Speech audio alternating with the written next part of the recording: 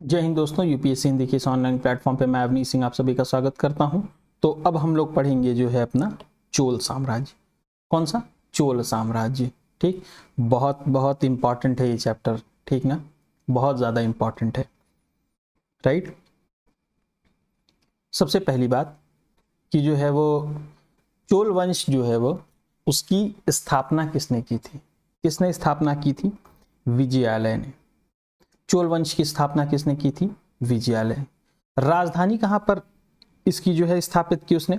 राजधानी तंजाय, जिसको तंजौर या फिर तंजावुर भी कहते थे। ठीक ना, तंजावुर भी कहते थे। और ये जो तंजावुर है, इसका वास्तुकार कौन था? इसका वास्तुकार कौन था? राजराज पेरुथच्चन। राजराज पेरुथच्चन इसका वास्तुकार था। ठीक ना, मतलब जिसने बनाया था, मतलब नगर ऐसे रहेगा, यहाँ पे ये कोना रहेगा, इधर ऐसा ये महल रहेगा, है ना। नरकेसरी की उपाधि किसने धारण की थी? नरकेसरी की उपाधि किसने धारण की थी? प्रश्न पूछे तो आपका उत्तर क्या होगा बताइए। अब तक समझ में आ गया होगा आप लोगों को, विजयालय। ठीक ना, नरकेसरी की उपाधि किसने धारण की थी? विजयालय ने धारण की थी। ठीक, यदि आपसे पूछता है कि निशुंभ सूदिनी मंदिर, निशुंभ सूदिनी देवी का मंदिर किसने बनवाया, तो उत्तर क्या होगा आपका? विजयालय। ठीक ना, विजयालय। क्या होगा आपका उत्तर? विजयालय। अगला प्रश्न यदि पूछता है आपसे कि चोलों का स्वतंत्र राज्य किसने स्थापित की थी? चोलों के स्वतंत्र राज्य की स्थापना किसने की थी? तो आपका उत्तर होगा आदित्य प्रथम। क्या होगा आपका उत्तर? आदित्य प्रथम। ठीक ना, आदित्य प्रथम जो था वो कोदंड राम की उपाधि उसने धारण की थी। कोदंड राम की उपाधि उसने जो है वो धारण की थी। कब धारण की?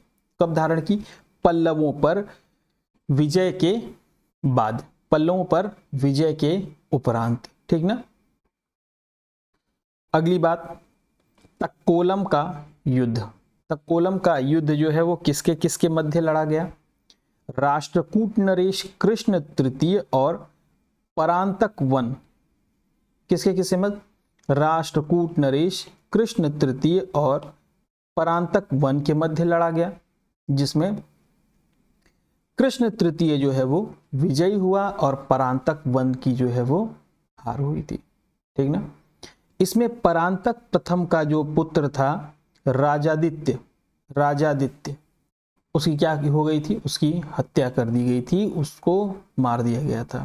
ठीक, तो कृष्ण किस युद्ध में परांतक वन के पुत्र की जो है वो हत्या हुई थी? तक्कोलम के युद्ध में। किसमें? तक्कोलम के युद्ध में। ठीक, श्रीलंका की हम बात करें तो किस चोल शासक ने श्रीलंका पर आक्रमण किया था? राजराज प्रथम। ठीक ना, किस उस समय वहां का शासक कौन था? वहां का महिम पांच। कौन था? महिम पांच। ठीक ना, इसने क्या किया? श्रीलंका के दक्षिण जिले रोहड़ में जाकर इसने क्या किया? शरण लिया। ठीक ना, अगली बात जो हम बात करेंगे वो है राजराज प्रथम के बारे में। उसने श्रीलंका को क्या किया? युद्ध करके वहां पर जीत हासिल की। और ये एक स्थान है मुंडी चोल मंडलम। ठीक ना, मुंडी चोल मंडलम को अपनी राजधानी बनाया।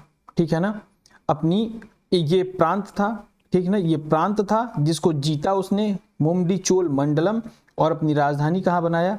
पोलन्नुवा। कहाँ पर बनाया? पोलन्नुवा में। ठीक ना, शैव धर्म का अनुयायी था ये शैव धर्म का अनुयायी था।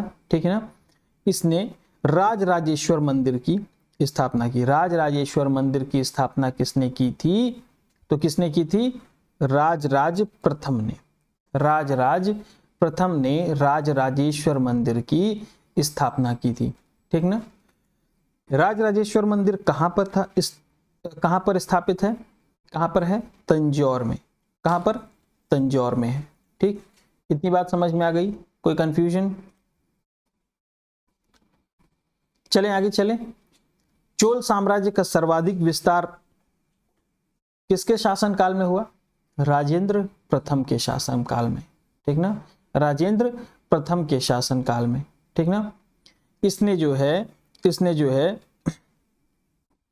गैंगकोंड चोल की उपाधि धारण की थी। कौन सी उपाधि?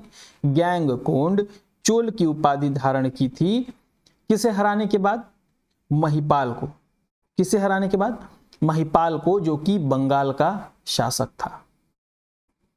क्लियर? क्लियर? और फिर वहां पर क्या किया इसने? गैंगकोंड चोलपुरम के निकट चोलगंगम नामक विशाल तालाब का निर्माण करवाया। किसने? राजेंद्र प्रथम ने। क्लियर? देखिए, यह है चोल काल में भूमि के प्रकार। ठीक ना, भूमि के प्रकार। तो वेल्लन वगाई किस भूमि को कहा गया? वेल्लन वगाई किस भूमि को कहा गया? तो गैर ब्राह्मण किसान स्वामी की भूमि। गैर ब्राह्मण किसान स्वामी की भूमि को क्या कहा गया? वेल्लन वगाई। राइट? वह भूमि जो ब्राह्मणों को उपहार में दी गई, वो ब्राह्मोदय। ठीक है। शाला भोग किसको कहा गया? विद्यालय के रख रखाव के लिए जो भूमि दी गई थी उसको क्या कहा गया? शाला भोग। ठीक ना। नेक्स्ट उसके बाद क्या है? मंदिर को उपहार में दी गई भूमि देवदान या तिरुनमट्टकनी। ठीक ना, तिरुनमट्टकनी यह मंदिर को उपहार में दी गई भूमि थी। और पल्ली चंदम क्या था? जैन संस्थानों को दी गई भूमि। ठीक, अब आप लोग इसको याद कैसे करेंगे? कैसे याद करेंगे? ये सिर्फ कीवर्ड्स याद कर लीजिए, आपका काम निकल जाएगा। ठीक, हो गया ना छोटा? चलें आगे चलें। गजनी का सुल्तान जो था महमूद, वो किसके समकालीन था? राजेंद्र प्रथम के। किसके समकालीन था? राजेंद्र प्रथम के समकालीन था। ठीक ना।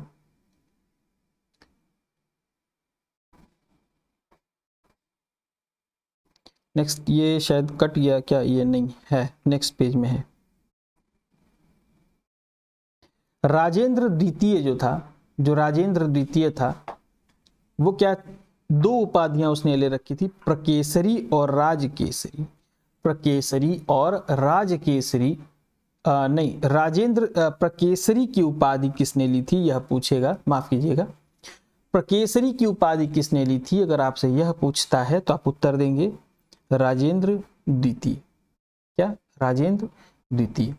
और राजकेसरी की उपाधि किसने ली थी? तो वीर राजेंद्र ने। ठीक। चोल वंश का अंतिम शासक कौन था? राजेंद्र तृतीय। कौन था? राजेंद्र तृतीय था। ठीक, चलें आगे। चोलों और पश्चिमी चालुक्य, चोल साम्राज्य और पश्चिमी चालुक्य, जो पश्चिमी चालुक्य के शासक थे, उनके बीच शांति स्थापित करने में सबसे अच्छी भूमिका, मध्यस्थ की भूमिका किसने निभाई थी? जयकेश प्रथम ने। किसने? जयकेश प्रथम ने। वह क्या था?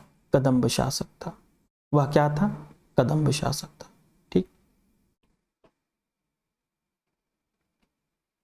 नेक्स्ट, अभाव एवं अकाल से ग्रस्त गरीब जनता से राजस्व वसूल कर चिदंबरम मंदिर का विस्तार किसने करवाया?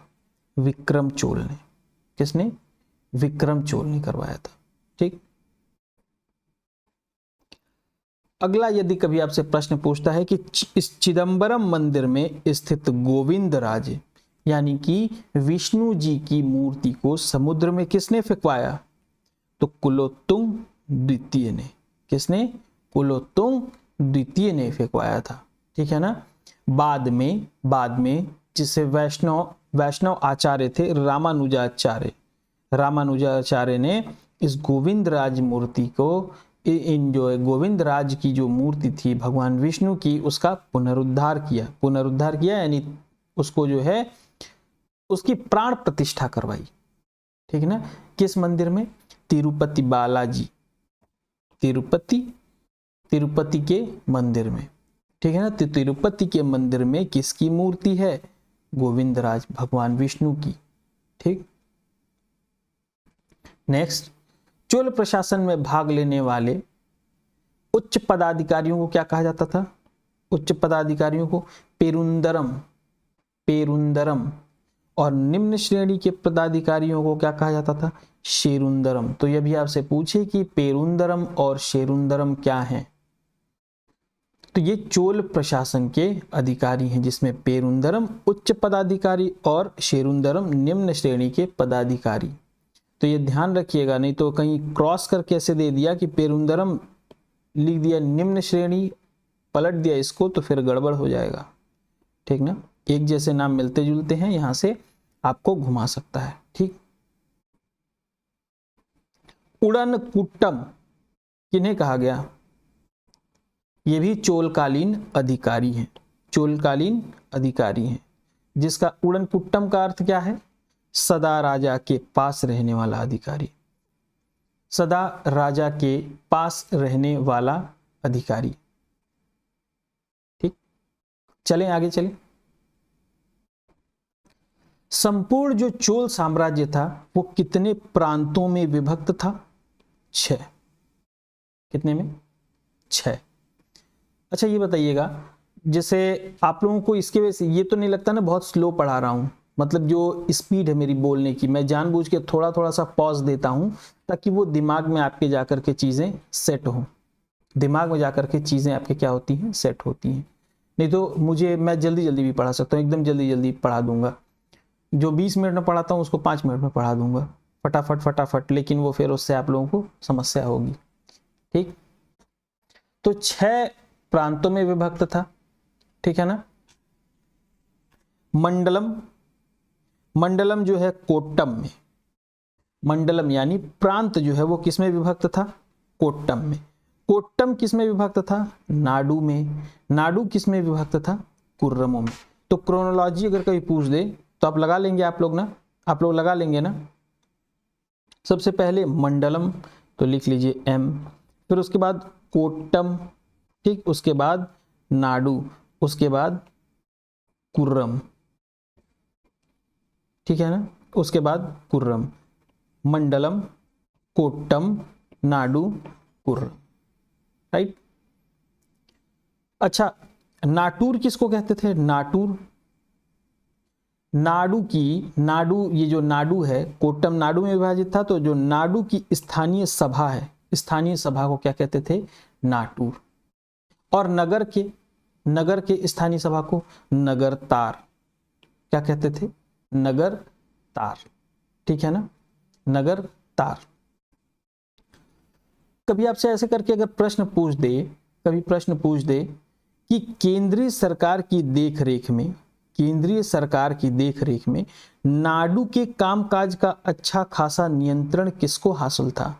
नाडु जो था उसके कामकाज पर अच्छा खासा नियंत्रण किसको हासिल था? तो बेलाल जाति के धनी किसानों को। किसको? बेलाल जाति के धनी किसानों को। क्लियर? चलें आगे, कोई समस्या? आगे हम लोग बात करेंगे मुवेद वेलन। ये कौन था? 3 राजाओं को अपनी सेवाएं प्रदान करने वाला वेलन अर्थात मतलब किसान, जो 3 राजाओं को एक साथ अपनी सेवाएं प्रदान करता हो, ठीक ना। और इन किसानों के प्रधान को क्या कहा जाता था? किसानों के प्रधान को अरैयार, क्या कहा जाता था? अरैयार, ठीक। चोल प्रशासन की मुख्य विशेषता क्या थी? उनका स्थानीय स्वशासन। तो प्रश्न पूछता है एग्जाम में, स्थानीय स्वशासन जो है किसकी मुख्य विशेषता थी? चोल प्रशासन की। किसकी? चोल प्रशासन की। उर क्या था? साधारण लोगों की समिति। चोल प्रशासन में साधारण लोगों की समिति थी, ठीक ना, जिसका कार्य क्या हुआ करता था? जिसका कार्य क्या हुआ इस समिति का कार्य क्या होता था? सार्वजनिक कल्याण के लिए तालाबों और बागीचों के निर्माण हेतु गांव की भूमि का अधिग्रहण करना। तालाबों और बागीचों के लिए के निर्माण हेतु गांव की भूमि का अधिग्रहण करना इनका कार्य हुआ करता था, ठीक ना। और सभा या महासभा किसको कहते थे? अग्रहारों और ब्राह्मण बस्तियों की सभा थी। यह क्या थी? अग्रहारों यानी जो लोग आगे थे समाज में, और ब्राह्मण बस्तियों की सभा थी, जिसके सदस्यों को क्या कहा जाता था? पेरुमक्कल। क्या कहा जाता था? पेरुमक्कल, ठीक ना। यह सभा क्या करती थी? वरियम नाम की समितियों के द्वारा अपने कार्य को संचालित करती थी। वरियम नाम की समिति द्वारा अपने कार्य को संचालित करती थी, ठीक ना। ये क्या है? नगरम। यह व्यापारियों की सभा है। क्या है? व्यापारियों की सभा। तो अलग अलग सभाओं का जो नाम था वो आप लोग याद कर लें, ठीक। भूमिकर क्या हुआ करता था? उपज का 1/3, कहीं कहीं 1/6 हुआ करता था। इसमें नहीं, इस चैप्टर की बात नहीं कर रहा हूं, इसके पहले चैप्टर्स में। यहां पे चोल साम्राज्य में नहीं हुआ करता था, ठीक ना, कंफ्यूज मत कीजिएगा। यहां पर 1/3 ही हुआ करता था। किसी चैप्टर में, मैंने किस चैप्टर में पढ़ाया हुआ है कि 1/6 हुआ करता था?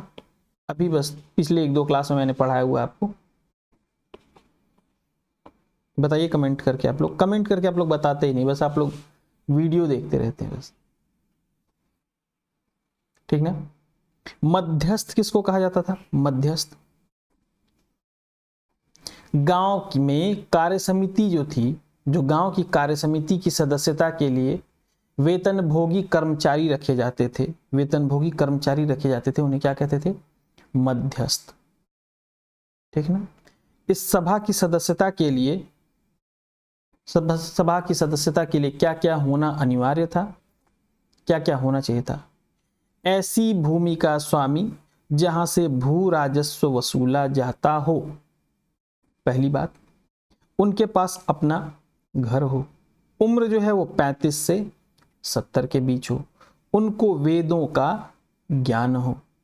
प्रशासनिक मामलों की अच्छी जानकारी हो, ठीक ना। तो ये थे उन जो है ये 5 शर्तें थी। इनके साथ साथ 2 और शर्तें थी कि मतलब ये होना चाहिए, ये होना चाहिए, ठीक ना। और क्या नहीं होना चाहिए? क्या नहीं होना चाहिए? यदि पिछली 3 सालों में किसी समिति का सदस्य रहा है तो वह किसी और समिति का सदस्य नहीं बन सकता, राइट। अगला जो शर्त रखा गया कि जिसने अपने या अपने संबंधियों के खाते जमा नहीं कराए हैं वह भी चुनाव नहीं लड़ सकता है, ठीक ना। वो भी चुनाव नहीं लड़ सकता है, ठीक। चलिए आगे बात करें हम लोग। यह चतुर्वेदी मंगलम, चतुर्वेदी मंगलम क्या है? क्या है ये? ब्राह्मणों को दी गई कर मुक्त भूमि, ब्राह्मणों को दी गई कर मुक्त भूमि, ठीक ना, जिससे कर नहीं लिया जाता था जिस भूमि पर, उसे क्या कहते थे? चतुर्वेदी मंगलम। और ब्राह्मणों को और दान दी गई भूमि, नॉर्मली जो दान दी गई भूमि होती थी उसको क्या कहते थे? ब्रह्मोदय।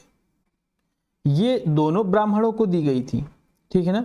जो नॉर्मली दान दी गई थी, ठीक ना, उसको ब्रह्मोदय, और जो कर मुक्त भूमि थी उसको चतुर्वेदी मंगलम, ठीक ना, यानी जिसपे टैक्स नहीं देना होता था, ठीक। चोल सेना का सबसे संगठित अंग क्या था? पदाति सेना। कलंजू क्या था? चोल शासकों के समय कलंजू सोने के सिक्के हुआ करते थे, सोने के सिक्के, ठीक ना। जयनगोंदर कौन था? यह तमिल कवि था जो कुलोत्तुंग प्रथम के शासनकाल में रहता था। और कलंगतुपरड़ी ये क्या है? कलंगतुपरड़ी ये क्या है? जयनगोंदर की रचना है। किसकी रचना है? जयनगोंदर की रचना है ये, ठीक। आगे चला जाए, ये देखिए कंबन, औटकुट्टन और पुलंदी, पुंगलेंदी, इनको तमिल साहित्य का त्रिरत्न कहा जाता था। तमिल साहित्य का त्रिरत्न किसे कहा जाता था? किसे कहा जाता था? कंबन, औटुकट्टन और पुंगलेंदी। और यदि आपसे प्रश्न में पूछता है कि कन्नड़ साहित्य का त्रिरत्न किसे कहा जाता था, कन्नड़ साहित्य का, तो पंप, पोन्न और रन को, दोनों को, इसको नोट्स बना लीजिएगा आप लोग, दोनों में कंफ्यूजन नहीं होना है। पूछ देगा कि निम्न में से कौन कन्नड़ साहित्य के त्रिरत्न का हिस्सा नहीं था, तो जवाब क्या देना है आपको? आपको पता है, ठीक ना। भारतीय वास्तुकला का निशक किसे माना गया है? निशक किसे माना गया है? तो तंजौर करीब बृहदेश्वर मंदिर के विमानों को, ठीक ना, जो इस तरह से जो विमानें हुआ करती थी, ठीक है ना, उनको क्या माना गया है? भारतीय वास्तुकला का निशक, ठीक ना। नेक्स्ट है चोलकालीन यानी चोल कला का सांस्कृतिक सार या निचोड़ किसे कहा गया है? चोल कला का सांस्कृतिक सार या निचोड़ किसे कहा गया? नटराज की प्रतिमा को। नटराज की प्रतिमा किस कला की थी? चोल कला की, ठीक है ना। जो चोल कला है, जो चोल कला की जो कांस्य प्रतिमाएं हैं, उनको संसार का सबसे उत्कृष्ट प्रतिमाओं में गिना जाता है, ठीक है ना, उत्कृष्ट प्रतिमाओं का उदाहरण माना जाता है। ईशान शिव ये कौन थे? राजेंद्र प्रथम के गुरु थे, ठीक ना। चोल कला का सबसे महत्वपूर्ण बंदरगाह कावेरीपट्टनम, कावेरीपट्टनम, राइट, ठीक ना। तनियर क्या है? तनियर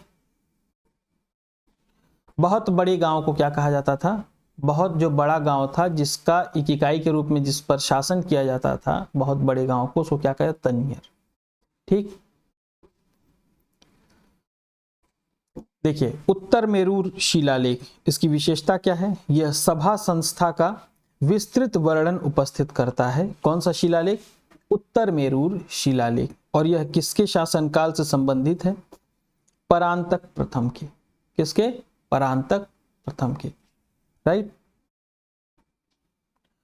चोलों की राजधानी अलग अलग समय में अलग अलग जगह पर हुई। इसका कालानुक्रम जब ना आपसे पूछे थे परीक्षा में, बहुत इंपॉर्टेंट है, वेरी वेरी इंपॉर्टेंट, इस पर स्टार मार्क कर लीजिए आप लोग, ठीक ना। उरायूर, फिर उसके बाद तंजौर, फिर गैंगकोंड चोलपुरम, फिर उसके बाद गैंगकोंड, फिर उसके बाद चोलपुरम, फिर उसके बाद कांची, ठीक ना। बगान समिति का कार्य क्या था? सड़कों की देखभाल, सड़कों की देखभाल। आदान प्रदान का साधन धान था, ठीक ना, धान था। क्या था? धान। वलंजियार, नानादैसी और मणिग्रामम ये कौन थे? ये व्यापारियों का समूह हुआ करता था। क्या था? व्यापारियों का समूह, ठीक ना। अलवार लोग कौन थे? अलवार और नयनार, अलवार और नयनार कौन थे? विष्णु के उपासकों को अलवार कहा गया, शिव के उपासकों को नयनार कहा गया, शिव के उपासकों को नयनार कहा गया। ये हम लोग पहले पढ़ चुके हैं, यहाँ पे दे दिया है चैप्टर के बीच में, कोई नहीं। इसके बाद ये चैप्टर हो गया कंप्लीट आपका। इसके बाद हम लोग क्या पढ़ेंगे? चालुक्य वंश। क्या पढ़ेंगे हम लोग? चालुक्य वंश। तो आज के लिए इतना ही, जय हिंद, ठीक। और रिवीजन कर रहे हैं ना आप लोग? अगर रिवीजन नहीं कर रहे हैं तो खुद के लिए बहुत बड़ी समस्या खड़ा कर रहे हैं। रिवीजन साथ साथ में करते चलिए, रिवीजन करते चलेंगे तो भूलेगा नहीं, हाँ भूलेगा नहीं। और एग्जाम टाइम में आप लोग क्या करेंगे? बहुत इजीली, बहुत आसानी से सारी चीज़ों को 6-7 घंटे में पूरी हिस्ट्री पढ़ लेंगे और 6-7 घंटे में पूरी ज्योग्राफी पढ़ लेंगे, ठीक ना। तो इसलिए रिवीजन बहुत ज़रूरी है। प्लीज़ आप लोग रिवीजन करते रहिए, बार बार बोलता हूँ रिवीजन जरूर करिए। ठीक, आज के लिए इतना ही। जय हिंद।